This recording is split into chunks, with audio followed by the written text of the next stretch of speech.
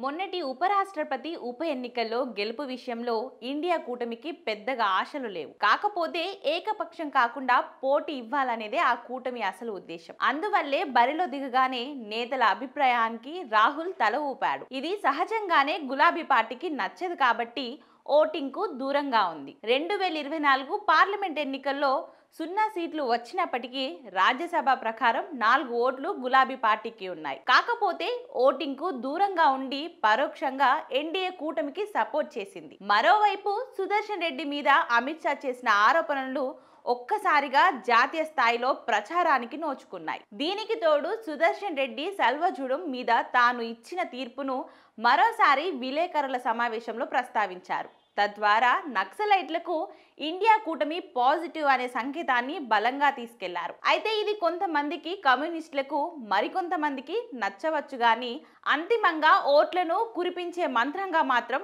మారలేకపోయింది.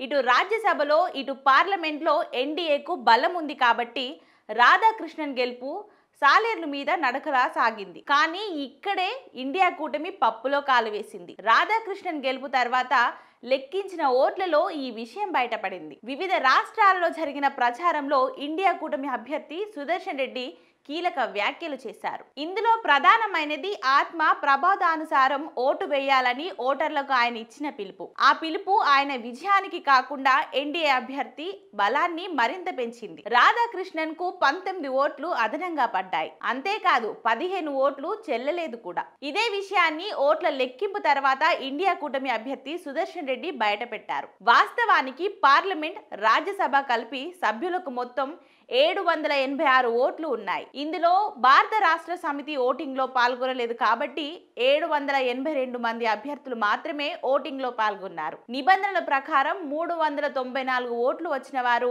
గెలిచినట్లు లెక్క. ఇప్పటికే ఎన్డీఏకు 425, ఇండియా కూటమికి 324 మంది సభ్యులున్నారు. కానీ లెక్కింపు తర్వాత ఎన్డీఏ అభ్యర్థికి అదనంగా 19 ఓట్లు వచ్చాయి. దారుణమైన విషయం ఏంటంటే 15 ఓట్లు చెల్లలేదు. దీనిని బట్టి ఇప్పటికైనా ఇండియా కూటమి ఆత్మ ప్రబోధానుసారం ఆత్మ విమర్శ చేసుకోవాలి. లేకపోతే మొదటికే మోసం వచ్చే అవకాశం ఉంది. మరోవైపు ఇండియా కూటమి పెద్దలు ఈ విషయంలో కోవట్ ఎవరు అనే అంశంపై పోస్ట్ మార్టం మొదలుపెట్టారు.